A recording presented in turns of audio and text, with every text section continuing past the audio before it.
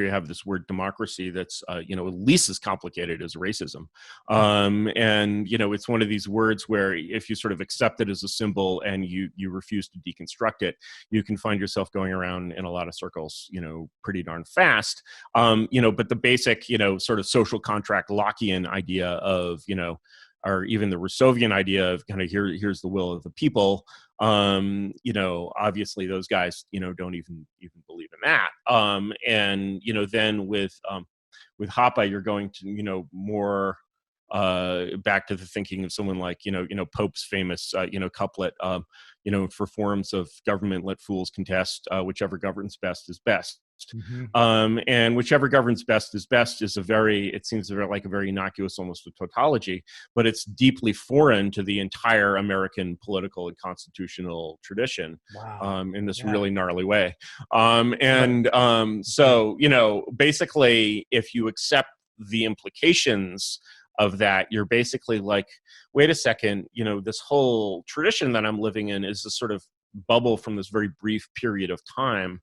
And the way I think about it, way I think about the historiography of our period is basically I privilege, if I can use the lingo for a second, I privilege, perspectives from, within this bubble, much more greatly over, these subaltern perspectives from outside the bubble. And yet these subaltern works I can find anywhere. I can go on Google. They're actually easier to get than works from inside the bubble. And, then once I read these subaltern works, I start thinking these forbidden questions about the other, like, what would the other think of us? What would the Victorians think of 2020? Would they disagree according to their Victorian Whig and Tory party lines, or would they be all like, nah, yeah, okay, pretty clear what we're looking at here, and so, once you basically start asking those kinds of questions, and you say, hey, there's this great line, the historian Ranke, this great line of Ranke, which is every era is equal in the eyes of God. Now not being a religious person or anything, but it's a good line. And, basically what that tells you is that the Victorian perception of 2020 is just as valid as 2020's perception of the Victorians, except that they can't do the talking, so we have to read their books and speak for them. And that's obviously a very different mission of kind of studying the past than what you're used to, but that's certainly what I believe in. All right, so unpack this thing about the real libertarianism is monarchism. How is real libertarianism is monarchism? So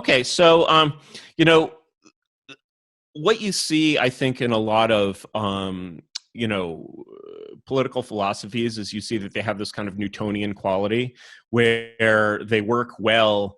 They make sense sort of within a specific regime, and they fall over outside that regime. So Newtonian physics works really, really well unless you're going like 150,000 miles, per hour, and then at that point it starts to yield like really questionable results, right? And you're just like, this is just wrong, right? So, when I think about, the ideas behind sort of libertarianism and the desirability of essentially passive action, and the passive order, you can find those ideas in Lao Tzu. You can find those ideas basically all across history. You can find them in the Stoics. It's basically the idea that kind of, here's this thing that should rest on its own weight, and the less force, the king, Lao Tzu is like, the king should be the unmoving point that everything moves around. So if you take, I don't have a pencil handy, but if you take a pencil and you stand it on its point, basically you've got a very, you've essentially got an unstable equilibrium like that.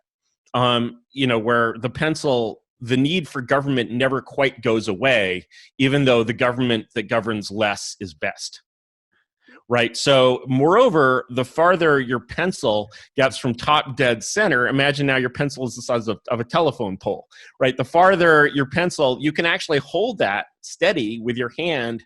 If you're at the top of it, you could hold the telephone pole with a pencil point on it. But if you let it fall over, you're going to need some heavy equipment to pick it back up.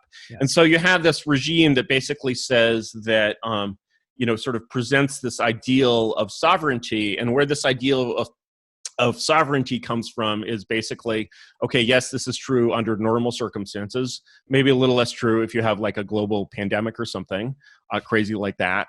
And it's basically not true under emergency circumstances, and it doesn't create itself and it doesn't maintain itself. So that's why basically when you try to, libertarians really think they have the solution to, who will watch the Watchmen, right? And they're like, we don't need any watchmen. It's completely automatic. We just flip a switch, very, very technology, very industrial revolution, right? And, you can see why this appealed to, sort of man in the age of machinery, that the idea that you could build the system without any sort of, that would just run by itself. But of course, when we actually, it doesn't seem to really work like that. And so you basically say, well, if you can't dispense with power, how should power actually work? And you basically get outside the libertarian regime, and then you're like, oh, the libertarian regime is just a special case of this when shit is going really well and it isn't fucked up and everything is working fine. Right. But that's not how you get to that envelope. And you don't get the telephone pole lifted up by taking your hand off it. And it was that point that I became no longer a libertarian.